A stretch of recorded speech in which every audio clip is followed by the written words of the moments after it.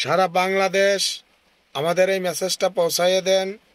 এই ভিডিওটা আপনারা দেখে যান কেন্দ্রীয় কমিটির অফিস উদ্বোধনের। চট্টগ্রামে বিনা দোষে সড়ক ও মহাসড়কে চালকদের হয়রানি ও দমন পীড়ন আর সহ্য করা হবে না বলে হুঁশিয়ারি দিয়েছেন চালক শ্রমিক নেতারা। আমরা একটা সুশৃঙ্খল সমাজ গড়ব, এমনকি আমাদের যে অধিকার আছে সেগুলো আমরা বাস্তবায়ন করব। এই সংগঠনের মূল উদ্দেশ্য হচ্ছে আমরা আমাদের অধিকার বাস্তবায়ন করব। শনিবার বিকালে চট্টগ্রাম মহাসড়কের বাংলা বাজার বাইপাস এলাকায় নির্যাতিত মোটর শ্রমিক একতা ঐক্য সমগ্র বাংলাদেশ কেন্দ্রীয় কমিটির কার্যালয়ে যাত্রা উপলক্ষে আয়োজিত সমাবেশে এ ঘোষণা দেন।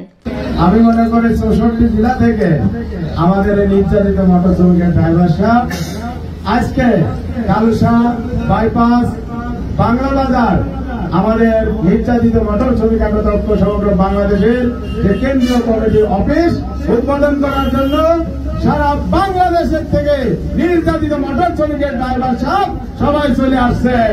আমি আমার ড্রাইভার ভাইদের পাশে থাকতে চাই।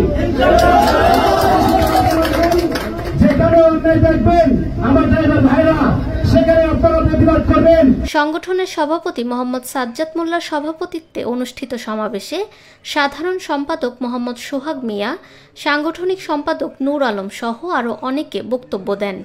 বক্তারা বলেন, চালকরাই দেশের অর্থনীতির প্রাণশক্তি। দুর্ঘটনা ঘটলে আইন অনুযায়ী বিচার হবে, তবে দোষ ছাড়া কোনো চালককে ঘাতক বলা যাবে না। একই সঙ্গে চালকদের প্রতি সম্মানজনক আচরণ করারও দাবি জানান তারা।